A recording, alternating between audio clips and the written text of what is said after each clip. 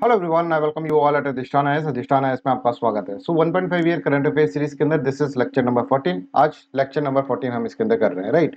तो कैसा लग रहा है आपको ये कोर्स? प्लीज कमेंट सेक्शन के अंदर बताइएगा जरूर से जरूर। स्टार्ट करने से पहले मैं कुछ हमारे पेड कोर्सेज के बारे में आपको बता दूं।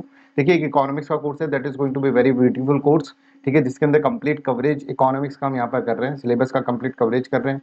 पीडीएफ ऑफ कंप्लीट नोट्स हम आपको प्रोवाइड कर रहे हैं। नोट्स इतने प्यारे हैं इसके, अगर आप एक बार पढ़ेंगे तो उसके अंदर से बिल्कुल रेलिवेंट नोट्स है, टू द पॉइंट नोट्स है। और योजना, कुरुक्षेत्र मैगजीन्स के अंदर से, इकोनॉमिक सर्वे, बजट, इन सब के अंदर से ये लिए गए हैं, राइट। लास्ट ईयर के पेपर डिस्कशंस यहाँ पर हो रहे हैं। Special prelims test as well as special mains test is also provided to you, right. ये बैच जो था 21 अगस्त से स्टार्ट हो गया था। अभी आपको रिकॉर्डेड फॉर्म के अंदर ये मिल जाएगा। जो भी बच्चा इस बैच को लेगा उसको 2 साल तक रिकॉर्डेड फॉर्म के अंदर ये लेक्चर्स रहेंगे, ठीक है। तो don't worry about this one की सर कैसे होगा, मतलब एक बार ही मिलेगा लेक्चर, 2 बार मिलेगा, आप कितनी भी बार देख सकते हैं, आपको रिकॉर्डेड फॉर्म में मिल जाएंगे लेक्चर्स, ठीक है। सारे अधिष्ठान है इसके चैनल पर जो भी लेक्चर्स आपको दिए जा रहे हैं, ठीक है, या फिर जो भी अधिष्ठान है इसके पेड कोर्स पे, सॉरी, ठीक है, वो सारे आपको आराम से 1-2 महीने, 1-2 साल के लिए आपके पास रहेंगे, ठीक है। Don't worry about that. Ethics course is also there, ठीक है। एथिक्स कोर्स के अंदर आप देखेंगे ये भी बहुत ब्यूटीफुल कोर्स है, इसको तो सबको ज्वाइन करना ही करना चाहिए, राइट। इसके अंदर भी सब कुछ दे रखा है, आंसर राइटिंग प्रोग्राम भी है इसके अंदर, पीडीएफ और कंप्लीट नोट्स भी है, कंप्लीट कवरेज सिलेबस, ये सब कुछ इसके अंदर है, right. Modular course on international relations भी आप देख सकते हैं। This is also going to be very important course, और इसके अंदर 60+ लेक्चर्स है, जिसके अंदर special answer writing programme is also there, ठीक है। ये बैच दिल के बड़े करीब है, ये वाला इंटरनेशनल रिलेशंस का, क्योंकि मैंने जब इसको स्टार्ट करा था, जब इसको निकाला था, तो उस दिन, मतलब जिस दिन इसको निकाला गया था उसके 4-5 दिन के अंदर 30 के आसपास एडमिशन हो गए थे इसके अंदर, right. So that is very good course. इसके अंदर बहुत मेहनत भी करी गई है, तो इस कोर्स को भी आप रिकॉर्डेड फॉर्म के अंदर देख सकते हैं। इसी तरह से पॉलिटी कोर्स को रिकॉर्डेड फॉर्म में देख सकते हैं। Just call me on this number 8788248734। I will let you know कैसे आपको यहाँ पर इसको एनरोल करना है, राइट। चलिए, let's start the class. Yes, तो आइए हम देखते हैं बाल्टिक सी के बारे में। बाल्टिक सी क्या है ये अपन अंडरस्टैंड करते हैं। अभी न्यूज में इसलिए है बिकॉज रशिया ने ब्लेम करा है यूक्रेन को कि भाई आपने बाल्टिक सी पोर्ट पे जो गैस टर्मिनल है उसके ऊपर आपने अटैक करा था, right. That's why it is in the news. अभी हम प्लेसेस इन द न्यूज के अंदर बाल्टिक सी को थोड़ा अंडरस्टैंड कर लेते हैं कि क्या, कहां पर लोकेटेड है, क्या इसके आसपास है, वो सब चीजें हम अंडरस्टैंड कर लेंगे। तो सबसे पहले आप देखो, बाल्टिक सी जो है ना, that is a see that connects, अगर आप देखेंगे यहाँ पर, ये नॉर्थ सी है और ये है व्हाइट सी, ठीक है। ये व्हाइट सी है, देखो मैं दिखाता हूं तुम्हें, ये नॉर्थ सी है, दिस इज नॉर्थ सी और दिस इज व्हाइट सी, और इन दिनों के बीच में फंसा हुआ सी जो है that is known as Baltic Sea. इसको अपन बाल्टिक सी बोल रहे हैं, राइट। तो Baltic Sea is connected to the White Sea via White Sea canal. अब आप कहेंगे व्हाइट सी से कहां कनेक्टेड है सर, ये दिख तो नहीं रहा है, पर इसका कनेक्शन कुछ इस तरह से है, मैं आगे चलकर आपको बताऊंगा। और सर ये नॉर्थ सी से तो कनेक्टेड लग रहा है, हाँ ये कनेक्टेड लग रहा है नॉर्थ सी से, तो नॉर्थ सी से भी कनेक्टेड है और व्हाइट सी से भी कनेक्टेड। थोड़ा नॉर्थ सी के अंदर अगर हम देखें तो क्याल कैनाल, ठीक है, और यहां पर व्हाइट सी के अंदर देखेंगे तो व्हाइट सी कैनाल। एक बार यही मैं आपको दिखा देता हूं, ये देखो, this is the White Sea canal, है ना। ये अगर आप देखेंगे यहां से लेकर स्टार्ट हो रही है, यहां से स्टार्ट होकर आप देखेंगे पूरा का पूरा यहां तक जा रही है व्हाइट सी तक। ये देखो, ये जो है that is the point here, this point is this, right. और इससे निकलकर आप देख रहे हैं, इससे निकलकर इस तरह से एक कैनाल बन रहा है, that is known as White Sea canal, उसको अपन व्हाइट सी बोल रहे हैं, right. I hope this is clear to everyone. इसी तरह से क्याल कैनाल मैं आपको दिखा देता हूं, दिस इज द क्याल कैनाल, ठीक है। ये देखो, यहां से ये जो कैनाल निकल रहा है that is known as Kiel canal, तो आप यहां पर समझ गए। ये देखो, ये जो है ये क्याल कैनाल है, और यहाँ पर White Sea canal is there, right. White Sea canal इस तरह से जा रहा है ना, इसके अंदर से भी होता है, इसके अंदर से भी होता है, इस तरह से यहाँ पर जा रहा है। तो आप देखेंगे Baltic Sea is connected to the White Sea. क्या बाल्टिक सी कनेक्टेड है व्हाइट सी से, ऐसे पूछा जा सकता है। हाँ, ये कनेक्टेड है व्हाइट सी कैनाल से। और क्या नॉर्थ सी से भी कनेक्टेड है? यस, नॉर्थ सी से क्याल कैनाल से ये कनेक्टेड है। I hope this is clear. World's largest brackish inland water body, ठीक है। ब्रैकिश जो होता है, ब्रैकिश इनलैंड वाटर बॉडी जो होता है, उसके अंदर वर्ल्ड की लार्जेस्ट ये है Baltic Sea. It's water salinity, इसका मतलब सैलिनिटी, इसके अंदर पानी का जो सैलिनिटी है ना, are lower than that of the world ocean, world ocean से काफी कम है।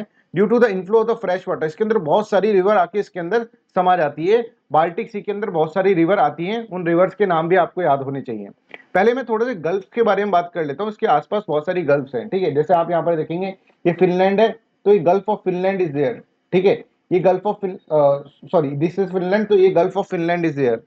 यहाँ पर देखोगे तो this is Gulf of Finland, ये गल्फ ऑफ बोथनिया है, ठीक है। ये क्या है? Gulf of Bothnia, right.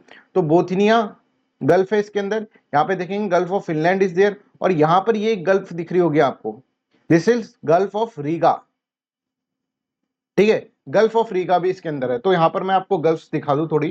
ये देखो, Gulf of Bothnia, gulf of Finland, और ये जो नीचे की साइड जो गल्फ होगी, ठीक है, दैट इज ये वाली जो गल्फ है that is known as Gulf of Riga, ये वाली gulf that is known as Gulf of Riga. तो यहाँ पर देखो Gulf of Bothnia to the north, north के अंदर बोथनिया है, राइट, और फिनलैंड के Gulf of Finland to the east, और साउथ के अंदर अगर हम देखेंगे तो that is what, that is Gulf of Riga. I hope this is clear to everyone.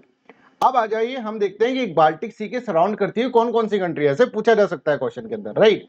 तो देखो यहाँ पर Denmark, Germany, Poland, Lithuania, Latvia, Estonia, Russia, Finland, Sweden. अरे सर इतने सारे, अब इनको कैसे याद करें? तो देखो बाल्टिक सी है, तो बाल्टिक सी के पास तीन कंट्रीज तो आपको याद होगी पहले से भी, बाल्टिक नेशन जिसको बोलते हैं, लिथुनिया को, लटीवा को, एस्टोनिया को, राइट। इनको क्या करते हैं हम, बाल्टिक नेशंस बोलते हैं। बाकी कंट्री में तुमको ट्रिक से याद करा देता हूँ, राइट।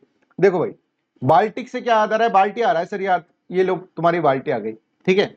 अब यहां पर एक चीज मैं आपको बताता हूं, बाल्टी से किस तरह से अपन याद कर पाएंगे, राइट। तो यहां देखो ये बाल्टी को रस्से से खींच रहा है, इसके अंदर से कुएं में से पानी निकाला जा रहा है, ठीक है, कुआं है ये, उसके अंदर से पानी निकाला जा रहा है। पानी कैसे निकाला जा रहा है, रस्से से खींच के, रस्से से, रशिया, समझ में आ रहा है। अब ये आदमी कर रहा है, ये ना एक आदमी है, मैन, तो उसको लिख दो जर्मनी, जर्मनी, मैन आता है ना जर्मनी के अंदर, मैन। तो हम कभी भी अपने ट्रिक्स बनाएंगे तो मैन के अंदर मतलब जर्मनी, राइट। तो जर्मनी रशिया से, रस्से से क्या कर रहा है, एक तरह से एक आदमी रस्से से क्या कर रहा है, बाल्टी खींच रहा है, ठीक है, बाल्टिक नेशन।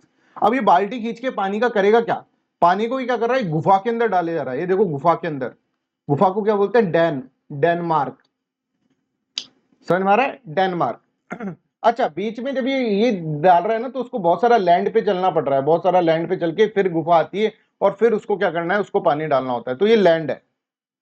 और उस तरफ कौन कौन सी लैंड है अगर आप देखेंगे, एक तो फिनलैंड, और एक है अगर आप देखेंगे फिनलैंड के बाद यहां पर एक है पोलैंड, ठीक है। और ये डैन जब भर जाती है ना, तो दूसरी डैन के अंदर पानी डाला जाता है, तो एक और डैन है स्वीडन, ठीक है। तो आप देखो ये सिर्फ और सिर्फ ये अगर आप याद कर लोगे ना पिक्चराइजेशन से, तो याद हो जाएगा। आपको पता है देखो बाल्टिक नेशंस तो आपको पता है तीन है, लिथुनिया, लटीवा और एस्टोनिया, ठीक है। इसके अलावा हम देखिए ये रस्से से खींच रहा है तो रशिया हो गया, ठीक है। और ये डैन के अंदर दे रहा है, डैन दो तरह से हो गए, डेनमार्क और स्वीडन, है ना। एक डैन भर जाती है, दूसरी डैन के अंदर डालता है स्वीडन। इसके अलावा ये लैंड से जा रहा है, ठीक है, लैंड से जा रहा है, तो ये लैंड के दो रास्ते दिख रहे हैं ना, तो एक है पोलैंड और एक है Finland. I hope this is clear to everyone. तो यहां पर आप देख लो भाई, Poland, Finland, Sweden, Denmark, Germany और Russia. I hope this is clear. और बाकी लिथुनिया, लटीवा, एस्टोनिया तो आपको याद रखना ही है ना। तो इस तरह से आपको इसको अंडरस्टैंड करना होगा, राइट। चलिए ये ट्रिक बताई थी मैंने आपको का बाल्टिक नेशंस को याद करने की, बाल्टिक सी के आसपास की कंट्रीज को याद करने की।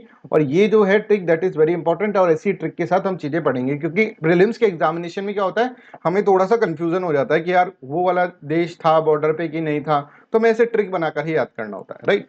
चलो नेक्स्ट जो टॉपिक है वो हम पढ़ रहे हैं सेपी के बारे में।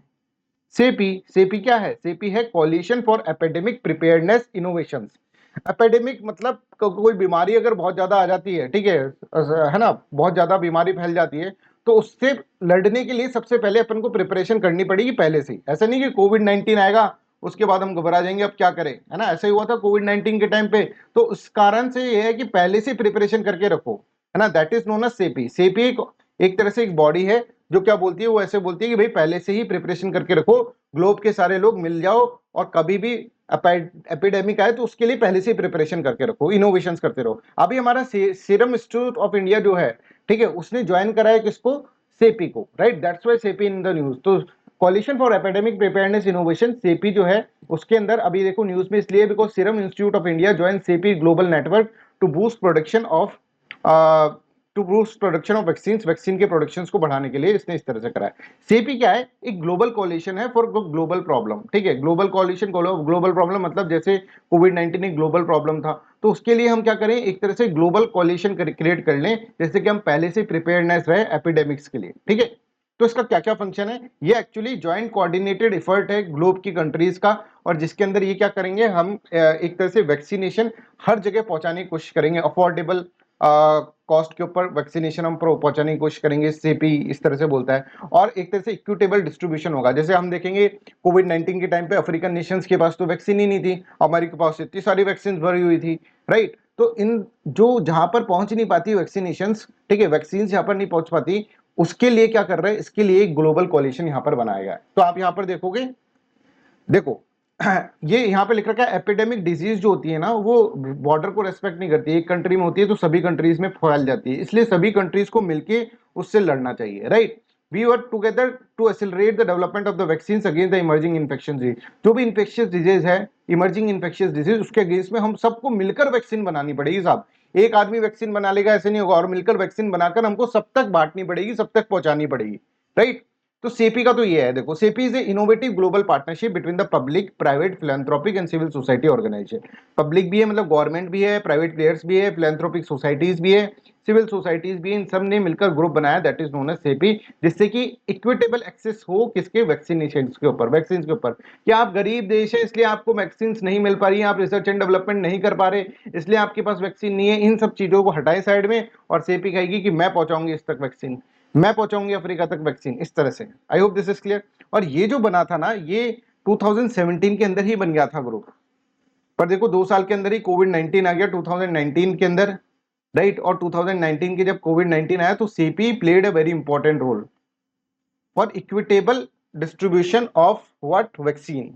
आई hope this is clear to everyone. तो इसका काम जल्दी आ गया। अब जैसे इसने जॉब ज्वाइन करी ना, वैसे इसको बहुत अच्छी एक तरह से अपॉर्चुनिटी मिल गई है ना। इसी तरह से आप देखो सीपी ने जैसे ही 2017 के अंदर बनी ना ये, तो एकदम से इसको 2019 के अंदर ये बहुत काम आया। तो founded in Davos Switzerland 2017 by the government of the Norway and India, Bill Melinda Gates Foundation, Wellcome Trust and World Economic Organisation, World Economic Forum, sorry. तो यहाँ पर ये देखो इन सब के साथ मिला हुआ है, ठीक है, मिलकर ये बनाया। तो इंडिया और नॉर्वे ने ये स्टार्ट करा था। इंडिया और नॉर्वे को पता नहीं था कि 2 साल बाद कोविड 19 आ जाएगा। और इसके अंदर और कौन कौन से थे, और फिलोन्थ्रोपिक ऑर्गेनाइजेशंस थी, जैसे मिलिंदा गेट्स फाउंडेशन, ठीक है, वेलकम ट्रस्ट, और एक तरह से World Economic Forum. I hope this is clear to everyone, यहां तक समझ में आ रहा है। अब देखो सीपी का जो, अगर इसकी वेबसाइट पे जाओगे तो इसका कमिटमेंट, सबसे इंपॉर्टेंट कमिटमेंट है इक्विटेबल एक्सेस। ज्यादा से ज्यादा इक्विटेबल एक्सेस, मतलब हर एक को पहुंचाए। तो देखो, इक्विटेबल एक्सेस टू एपिडेमिक और the pandemic vaccines in the context of N outbreak means that appropriate vaccines are first available to the population when and where they are needed to end an outbreak or curtail an epidemic or pandemic regardless of ability to pay। मान लो Africa के अंदर फैल रहा है, अब Africa के अंदर फैल रहा है, बहुत ज्यादा तरीके से फैल रहा है, तो है ना। और एक यूनाइटेड स्टेट्स ऑफ अमेरिका के अंदर भी डिजीज फैल रखी है, ठीक है, यहाँ पर थोड़ी कम फैल रही है। तो ऐसा नहीं कि यूनाइटेड स्टेट्स ऑफ अमेरिका को सारी वैक्सीन दे दे, नहीं, सबसे पहले इसको रोकना पड़ेगा अपन को, अफ्रीका से फैलने से रोकना पड़ेगा, क्योंकि अफ्रीका के अंदर ज्यादा है ये। तो इस तरह से प्रायोरिटी रखते हैं, ऐसा नहीं कि ये देखें कि भाई यूएसए के पास ज्यादा पैसा है चलो उसको दे देते हैं वैक्सीन, नहीं। जहां पर ज्यादा रिक्वायरमेंट होगी, जहां पर कि जिसके कारण पेंडेमिक ब्रेक हो जाएगा, वो क्या करेंगे, उस कंट्रीज के अंदर यहां पर पहुंचा पाएंगे, वैक्सीन पहुंचाएंगे। उसकी एबिलिटी है पे करने की, नहीं है, ये नहीं देखेंगे, ठीक है, जिससे कहीं और कंट्रीज के अंदर और देशों के अंदर ये पेंडेमिक या फिर एपिडेमिक नहीं फैले। आई होप दिस इज क्लियर। तो देखो फंक्शन है, CP advances vaccine against known threats. Known threats के अंदर जो वैक्सीन बनाती है और बहुत सारी वैक्सीन बनाकर रखती है, ठीक है। और जो अब आने वाले थ्रेट्स हैं, ठीक है, जो आने वाले थ्रेट्स हैं उसके लिए भी इन्वेस्टिगेशंस करती है।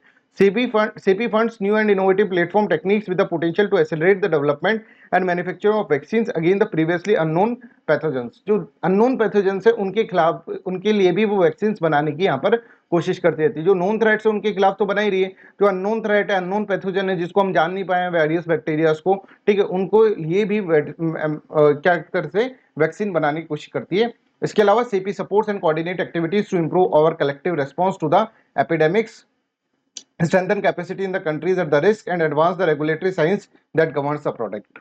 I hope this is clear। अब इसके अंदर यह है कि इसका हेडक्वार्टर है ओस्लो, नॉर्वे के अंदर, ठीक है। और इसका बोर्ड अगर देखेंगे तो बोर्ड अगर हम देखेंगे तो primary governing board is having 12 voting members, 12 members हैं, ठीक है, जिसके अंदर 4 इन्वेस्टर्स होते हैं, 8 इंडिपेंडेंट मेंबर्स होते हैं, right, including industries representing competencies including industries, global health, science, resource, mobilisation, finance, और 5 जो होते हैं वो ऑब्जर्वर होते हैं, ठीक है। तो 8 और 4, 8 + 4, ठीक है, that is known as what, that is known as 12। 12 तो परमानेंट मेंबर्स हैं जो कि वोट करते हैं, और 5 जो हैं वो ऑब्जर्वर हैं। आई होप दिस इज क्लियर। ये इसका बोर्ड बन जाता है, बोर्ड बन के डिसीजन मेकिंग कर लेते हैं कहां पर वैक्सीन बनाने, कहां पर वैक्सीन पहुंचानी है और किस किस तरह की वैक्सीन बनानी है, ये सारी की चीजें ये बोर्ड बैठकर डिसाइड कर लेता है। I hope this is clear to everyone. अब चलिए, अब नेक्स्ट अपन पढ़ते हैं लेक विक्टोरिया के बारे में। भाई लेक विक्टोरिया के बारे में पढ़ते हैं और इसको भी ट्रिक से याद करने की कोशिश करते हैं कुछ, है ना। तो देखो हमको सबसे इंपॉर्टेंट एक चीज ये याद रखनी है कि भाई ये जो क्लास है that is very important, because इसमें हम सिर्फ पढ़ ही नहीं रहे, हम इसके अंदर क्या कर रहे हैं, एक तरह से ट्रिक से याद भी रख रहे हैं चीजों को, ठीक है। चलो, centre for the science in the environment in association with Tanzania is working to restore the lake Victoria. तो लेक विक्टोरिया हम इसके अंदर पढ़ रहे हैं, और लेक विक्टोरिया क्यों नहीं उसके अंदर है, because centre for science and environment जो है तंजानिया के साथ वर्क कर रहा है जिससे कि रिस्टोर करा जाए लेक विक्टोरिया को। लेक विक्टोरिया कहां पर है, कौन कौन कंट्रीज को सराउंड करती है, ये अपन इसके अंदर समझेंगे, ठीक है। तो देखो, लेक विक्टोरिया जो है ना, अफ्रीका की ग्रेट लेक भी कहलाती है ना, one of the largest African lake है ये, राइट। तो यहाँ पे देखो, lake Victoria is the largest African great lake by the area. अगर एरिया के थ्रू देखें तो इसके अंदर ये बहुत बड़ी लेक है, ठीक है। बहुत सारी लेक्स हैं अगर आप देखेंगे अफ्रीका के अंदर, उनमें से एक लेक विक्टोरिया भी है, राइट। एक लेक तुर्काना भी है, एक, राइट। लेक अल्बर्ट भी है, लेक एडवर्ड भी है, लेक कीवू भी है, बहुत सारी ऐसी लेक हैं, वो सारी लेक्स मैं आपको याद करा दूंगा। बट अभी यहाँ पर सुनो ये लेक विक्टोरिया के बारे में बात कर रहे हैं, Africa great lake by the area. It is the second largest fresh water body in the world. World के अंदर second largest fresh water body है लेक विक्टोरिया। मेरे को ये बताओ कमेंट सेक्शन के अंदर, फर्स्ट फ्रेश वाटर बॉडी कौन सी है, first largest fresh water body in the world कौन सी है, ये मेरे को कमेंट सेक्शन के अंदर आप बताओ। शोर लाइन इसके अंदर देखेंगे तो चलो इसको देख लेते हैं मैप के अंदर। ये लेक विक्टोरिया है, ये देखो उगांडा, ये इतनी सारी जो लेक विक्टोरिया है इस बॉर्डर कर रही है उगांडा से, ये बाउंड्री है इसकी, राइट। यहाँ पर देखो केनिया, और फिर यहाँ पर देखोगे तो लास्ट के अंदर ये है तंजानिया, ठीक है। तो देखो एक है ना, एक एक पर्सन था, राइट, वो है ना किसी से फाइट कर रहा था, और फाइट की शर्त थी जो जीतेगा ना, जो विक्ट्री करेगा, विक्ट्री, विक्टोरिया, विक्ट्री, वो क्या करेगा, उसको मिलेगा एक कुत्ता, KUTA, कुत्ता, ठीक है, डॉग मिलेगा उसको। के मतलब केनिया, यू मतलब उगांडा, और टीए मतलब Tanzania. I hope this is clear. तो इन तीन कंट्रीज से बाउंड्री करती है lake Victoria. Is this clear. जिसके अंदर आप देखेंगे KUTA है, तो के से तो सबसे कम बाउंड्री है, मतलब शोर लाइन अगर हम देखेंगे के से तो बहुत ही कम, इसके अंदर अगर हम देखेंगे length of shore line is very less. इसके अंदर देखेंगे यू के अंदर तो थोड़ी ज्यादा है, और टी के अंदर देखेंगे तो बहुत ही ज्यादा है। तो कभी ऐसा आ जाता है shore line shared by the, बताओ इंक्रीजिंग ऑर्डर या फिर डिक्रीजिंग ऑर्डर में आ जाता है, तो सबसे कम शोर लाइन शेयर करता है केनिया, फिर उससे कम करता, उससे ज्यादा करता है उगांडा, और फिर तंजानिया, ठीक है। तो आई होप दिस इज क्लियर। जो जीतेगा, जो विक्ट्री करेगा लेक विक्टोरिया, वो उसको क्या मिलेगा, उसको डॉग मिलेगा, उसको कुत्ता मिलेगा, ऐसे याद कर लो, है ना। भाई याद करना है कैसे भी करें, हमें क्या फर्क पड़ता है। Shore line is shared by the Kenya, Uganda and Tanzania, ठीक है। अच्छा, मैंने आपको बताया कि इसके अंदर है ना फ्रेश वाटर बॉडी है, लेक विक्टोरिया से फ्रेश वाटर बॉडी। और यहां पर अगर आप देखेंगे तो बहुत सारी रिवर्स जो हैं, देखो आप देखेंगे बहुत सारी रिवर्स जो हैं इसके अंदर आकर एंड हो रही है, राइट। बहुत सारी रिवर्स इसके अंदर आकर एंड होती है, राइट।